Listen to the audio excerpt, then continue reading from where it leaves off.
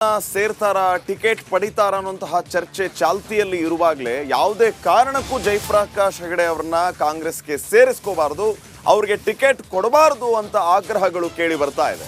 Go back Jayaprakash Hegde ಅನ್ನುವಂತಹ protest ಅನ್ನು ಕೂಡ ಈಗಾಗಲೇ ಅಲ್ಲಿ ಮಾಡಲಾಗ್ತಾ ಇದೆ. ಯಾವುದೇ ಕಾರಣಕ್ಕೂ ಉಡುಪಿ ಚಿಕ್ಕಮಗಳೂರು ಟಿಕೆಟ್ ಅನ್ನ ಜಯಪ್ರಕಾಶ್ ಹೆಗಡೆ ಅವರಿಗೆ ಕೊಡಕೂಡದು, ಅವರು ಕಾಂಗ್ರೆಸ್ಗೆ ಬರಕೂಡದು ಅಂತ ಹೇಳಿ ಇನ್ನುಳಿದ ಟಿಕೆಟ್ ಆಕಾಂಕ್ಷಿಗಳೇನಿದ್ದಾರೆ ಅವರು ಪ್ರತಿಭಟನೆಯನ್ನ ಮಾಡ್ತಾ ಇದ್ರು. ಅದರಲ್ಲಿ ಪ್ರಮುಖವಾಗಿ ಟಿಕೆಟ್ ಆಕಾಂಕ್ಷಿ ಆಗಿರುವಂತಹ ಸುಧೀರ್ ಮುರಳ್ಳಿ ಪರ ಮುಖಂಡರು ಸಭೆಯನ್ನ ನಡೆಸಿದ್ದಾರೆ. ಗೋ ಬ್ಯಾಕ್ ಜಯಪ್ರಕಾಶ್ ಹೆಗಡೆ ಅಂತ ಅಭಿಯಾನವನ್ನು ಕೂಡ ಆರಂಭಿಸ್ತಾ ಇದ್ದಾರೆ.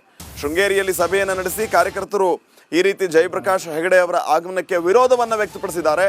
ಯಾವುದೇ ಕಾರಣಕ್ಕೂ ಜಯಪ್ರಕಾಶ್ ಹೆಗಡೆ ಕಾಂಗ್ರೆಸ್ಗೆ ಬರಬಾರದು, ಅವರಿಗೆ ಟಿಕೆಟ್ ನೀಡಬಾರದು ಅಂತ ಹೇಳಿ ಆಕಾಂಕ್ಷಿ ಸುಧೀರ್ ಮುರಳ್ಳಿ ಪರ ಮುಖಂಡರು ಸಭೆಯನ್ನ ನಡೆಸಿದ್ದಾರೆ.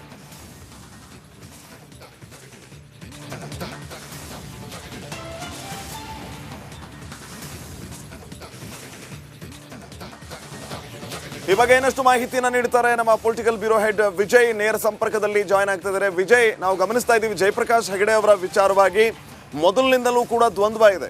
ಅವ್ರನ್ನ ಪಾರ್ಟಿಗೆ ತಗೋಬೇಕಾ ಬೇಡವಾ, ಟಿಕೆಟ್ ಗಿಟ್ಟಿಸ್ಕೊಳ್ತಾರಾ ಇಲ್ವಾ, ಹೀಗೆ ಹತ್ತು ಹಲವು ವಿಚಾರಗಳಿರುವಾಗ ಈಗ ಇನ್ನುಳಿದ ಟಿಕೆಟ್ ಆಕಾಂಕ್ಷಿಗಳು ಸಹಜ ಗೋ ಬ್ಯಾಕ್ ಜಯಪ್ರಕಾಶ್ ಹೆಗಡೆ ಅಂತ ಪ್ರೊಟೆಸ್ಟ್ ಮಾಡ್ತಾ ಇದ್ದಾರೆ.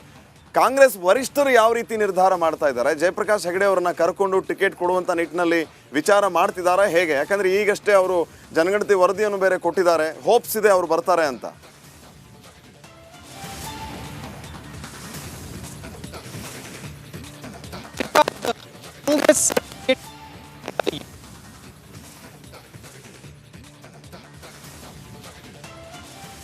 ತಮ್ಮೆ ಅವರನ್ನ ಸಂಪರ್ಕ ಮಾಡುವಂತ ಕೆಲಸವನ್ನ ಮಾಡ್ತೀವಿ. ನೋಡಿ, ಬಹಳ ಕುತೂಹಲ ಕೆರಳಿಸಿದ ವಿಚಾರ ಅಂತಂದ್ರೆ ಮೊನ್ನೆ ದೆಹಲಿಯಲ್ಲಿ CEC ಮೀಟಿಂಗ್ ಆಗುತ್ತೆ, ಸೆಂಟ್ರಲ್ ಎಲೆಕ್ಷನ್ ಅಂದರೆ ಕಾಂಗ್ರೆಸ್ ಎಲೆಕ್ಷನ್ ಕಮಿಟಿಯ ಮೀಟಿಂಗ್ ಆಗುತ್ತೆ. ಆ ಮೀಟಿಂಗಲ್ಲಿ ಒಂದು ಲಿಸ್ಟನ್ನು ರೆಡಿ ಮಾಡ್ತಾರೆ, ಶಾರ್ಟ್ ಲಿಸ್ಟನ್ನು ಮಾಡ್ತಾರೆ. ಶಾರ್ಟ್ ಲಿಸ್ಟಲ್ಲಿ ಕರ್ನಾಟಕದ 9 ಲೋಕಸಭಾ ಕ್ಷೇತ್ರಗಳ ಲಿಸ್ಟನ್ನು ರೆಡಿ ಮಾಡ್ತಾರೆ. ಆ 9 ಲೋಕಸಭಾ ಕ್ಷೇತ್ರಗಳ ಲಿಸ್ಟಲ್ಲಿ ಉಡುಪಿ ಚಿಕ್ಕಮಗಳೂರು ಪ್ಲಸ್ ಚಿತ್ರದುರ್ಗ 2 ಕ್ಷೇತ್ರಗಳ ಹೆಸರು ಕೂಡ ಇರುತ್ತೆ. ಆದರೆ ಕೊನೆ ಗಳಿಗೆಯಲ್ಲಿ ಅದನ್ನು ಹೋಲ್ಡ್ ಮಾಡ್ತಾರೆ, ಕಾಂಗ್ರೆಸ್ನ ಹೈಕಮಾಂಡ್ ಹೋಲ್ಡ್ ಮಾಡುತ್ತೆ. ಕಾರಣ ಇಷ್ಟೇ, ಜಯಪ್ರಕಾಶ್ ಹೆಗಡೆ ಅವರು ಇನ್ನೂ ಕಾಂಗ್ರೆಸ್ಗೆ ಸೇರ್ಪಡೆ ಆಗಿಲ್ಲ. ಸೇರ್ಪಡೆ ಆಗೋದ್ರ ಬಗ್ಗೆ ಇನ್ನೂ ಚರ್ಚೆಗಳಾಗ್ತಾ ಇದೆ. ಈಗಲೇ ನಾವು ಟಿಕೆಟ್ ಘೋಷಣೆ ಮಾಡಿಬಿಟ್ಟು ಅವರು ಪಕ್ಷ ಸೇರ್ಪಡೆ ಆಗಿಲ್ಲ, ಹೇಗೆ ನಾವು ಅವರ ಹೆಸರನ್ನು ಘೋಷಣೆ ಮಾಡೋದು ಅನ್ನೋ ಗೊಂದಲದಲ್ಲಿ ಜಯಪ್ರಕಾಶ್ ಹೆಗಡೆ ಅವರ ಹೆಸರನ್ನು ಹೋಲ್ಡ್ ಮಾಡ್ತಾರೆ. ಇದರ ಬೆನ್ನಲ್ಲೇ ಗೋ ಬ್ಯಾಕ್ ಅಭಿಯಾನ ಕೂಡ ಶುರುವಾಗಿದೆ. ಮಾಹಿತಿ ಕೊಡ್ತಾ ಇದ್ರು ನಮ್ಮ ಪೊಲಿಟಿಕಲ್ ಬ್ಯೂರೋ ಹೆಡ್ ಆಗಿರುವಂಥ ವಿಜಯ್. ಒಂದು ಕಡೆ ಹೋಲ್ಡಲ್ಲಿ ಇಡ್ತಾರೆ ಲಿಸ್ಟ್, ಶಾರ್ಟ್ ಲಿಸ್ಟಲ್ಲಿ, ಮತ್ತೊಂದು ಕಡೆ ಗೋ ಬ್ಯಾಕ್ ಅಭಿಯಾನ. ಏನಾಗ್ತಾ ಇದೆ ಕಾಂಗ್ರೆಸ್ ಪಾಳದಲ್ಲಿ, ಯಾಕೆ ಇಂಥ ಗೊಂದಲ?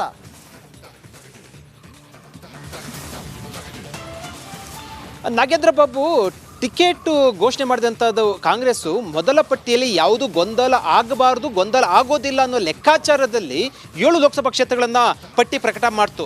ಅರೆ ಗೊಂದಲ ಆಗಬಾರ್ದು ಅನ್ನೋ ಲೆಕ್ಕಾಚಾರದಲ್ಲಿ ನಿರೀಕ್ಷೆ ಇಟ್ಕೊಂಡು ಘೋಷಣೆ ಮಾಡಿದಂಥ 7 ಕ್ಷೇತ್ರಗಳಲ್ಲೇ ಅಸಮಾಧಾನ ಉಂಟಾಗಿರುವಂಥ 2 ಲೋಕಸಭಾ ಕ್ಷೇತ್ರಗಳಲ್ಲಿ, ಒಂದು ಚಿತ್ರದುರ್ಗ, ಮತ್ತೊಂದು ಕಡೆ ತುಮಕೂರು, ಬಹಿರಂಗ ಅಸಮಾಧಾನ ಉಂಟಾಗಿರುವಂಥ, ಬಹಿರಂಗ ಹೇಳಿಕೆಯನ್ನು ಕೊಡ್ತಾ ಇರುವಂಥದ್ದು ಹೈಕಮಾಂಡ್ ವಿರುದ್ಧ, ಅಂದರೆ ಟಿಕೆಟ್ ಘೋಷಣೆ ಮಾಡಿದ ವಿರುದ್ಧ.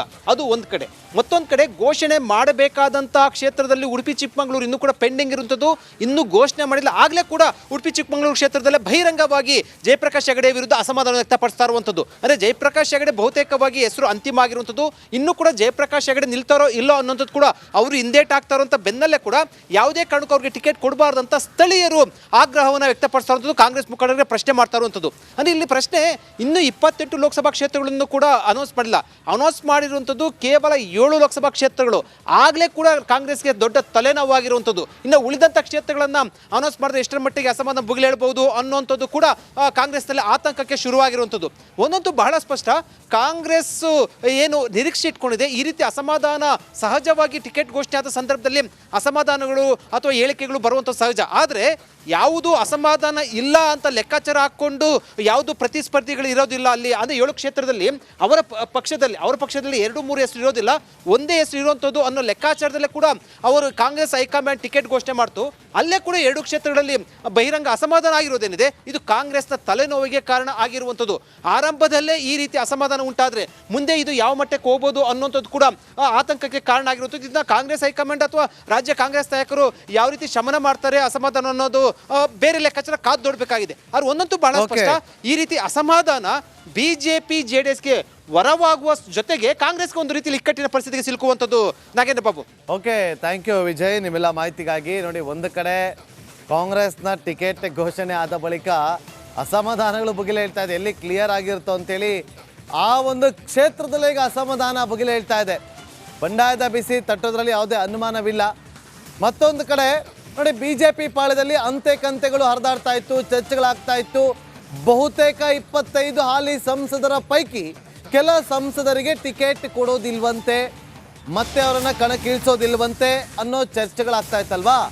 ಈಗ ಆ ಚರ್ಚೆಗೆ ಮತ್ತಷ್ಟು ಪುಷ್ಟಿ ನೀಡುವಂತೆ BS ಯಡಿಯೂರಪ್ಪ ಅವರು ಹೇಳಿಕೆಯನ್ನು ಕೊಟ್ಟಿದ್ದಾರೆ. ವದಂತಿಯ ಬಗ್ಗೆ ಕುತೂಹಲವನ್ನು ಹೆಚ್ಚಿಸುವ ರೀತಿಯಲ್ಲಿ ಶಿವಮೊಗ್ಗದಲ್ಲಿ ಯಡಿಯೂರಪ್ಪ ಅವರು ಮಾತಾಡಿದ್ದಾರೆ. ಆ ರೀತಿ ಚರ್ಚೆ ಇಲ್ಲ. ನಾಳೆ ಎಲ್ಲದಕ್ಕೂ ಕೂಡ ಉತ್ತರ ಸಿಗಲಿದೆ. ನಾಳೆ ಎಲ್ಲ ಗೊತ್ತಾಗುತ್ತೆ, ನಾಳೆ ಲಿಸ್ಟ್ ಬರುತ್ತೆ. ಶಿವಮೊಗ್ಗದಲ್ಲಿ ಈ ರೀತಿಯಾಗಿ ಹೇಳಿಕೆಯನ್ನು ಕೊಟ್ಟಿದ್ದಾರೆ BS ಯಡಿಯೂರಪ್ಪ ಅವರು. ಕೇಳಿ. ಹೋಗ್ತಾ ಇದ್ದೇನೆ. ಸಾಯಂಕಾಲ ಚುನಾವಣಾ ಸಮಿತಿ ಮೀಟಿಂಗ್ ಇದೆ, ಅದರಲ್ಲಿ ಪ್ರಧಾನಿಯವರು ಭಾಗವಹಿಸ್ತಾರೆ. ಮೊನ್ನೆ ಅಮಿತ್ ಶಾ ಜಿ ಜೊತೆ ನಡ್ಡಾ ಜೊತೆ ಒಂದು ಸುತ್ತು ಮಾತುಕತೆ ಆಗಿದೆ. ನಾಳೆ ಬಹುತೇಕ ಸ್ಪಷ್ಟ ಒಂದು ಚಿತ್ರ ಸಿಗಬಹುದು. ಅದಕ್ಕಾಗಿ ನಾಳೆ ನಾನು ಡೆಲ್ಲಿಗೆ ಹೋಗ್ತೇನೆ. ಸರ್, ಮಂಡ್ಯ ಸೇರಿದಂತೆ ಬೇರೆ ಹಂಚಿಕೆ ಸರ್, ಮಂಡ್ಯ ಸೇರಿದಂತೆ ಬೇರೆ ಕ್ಷೇತ್ರಗಳ ಹಂಚಿಕೆ JDSನೊಂದಿಗೆ ಅಲ್ಲ, ಯಾರ್ಯಾವುದನ್ನು JDS ಕೊಡ್ತಾರೆ ಅನ್ನೋದು ಸ್ಪಷ್ಟ ಇಲ್ಲ. ನಾಳೆ ಹೋದ್ಮೇಲೆ ಗೊತ್ತಾಗುತ್ತೆ ಯಾವ್ಯಾವ್ದು ಕೊಡ್ತಾರೆ, ಯಾವ್ದು ಕೊಡಲ್ಲ. ವಾತಾವರಣ ನಾವು ತುಂಬ ಅನುಕೂಲ ಆಗಿದೆ. ಮೋದಿಯವರ ನೇತೃತ್ವದಲ್ಲಿ ನಿಶ್ಚಿತವಾಗಿ ಒಂದು 24-25 ಸೀಟು ಲೋಕಸಭೆಯಲ್ಲಿ ಗೆಲ್ತೀವಿ ಅನ್ನೋ ವಿಶ್ವಾಸ ಇದೆ. ಅದಕ್ಕೆ ಎಲ್ಲ ಪ್ರಯತ್ನ ನಡೀತೀವಿ. ಸರ್, ಕಾಂಗ್ರೆಸ್ನಿಂದ ಗೀತಾ ಶಿವರಾಜ್ ಕುಮಾರ್ ಈ ಸ್ಪರ್ಧೆ ಸಂತೋಷ. ಯಾರಾದರೂ ಒಬ್ಬರು ಸ್ಪರ್ಧೆ ಮಾಡಲೇಬೇಕಲ್ಲ. ಸರ್, ಹಾಲಿ ಸಂಸದರಿಗೆ ತುಂಬ ಜನಕ್ಕೆ ಸೀಟ್ ಕೊಡ್ತಿಲ್ಲ ಅನ್ನೋ ಇದೆಲ್ಲ ನಾಳೆ ಗೊತ್ತಾಗುತ್ತಪ್ಪ. ಚರ್ಚೆ ಆದಮೇಲೆ ಅದಕ್ಕೊಂದು ಸ್ಪಷ್ಟ ಚಿತ್ರ ಗೊತ್ತಾಗುತ್ತೆ.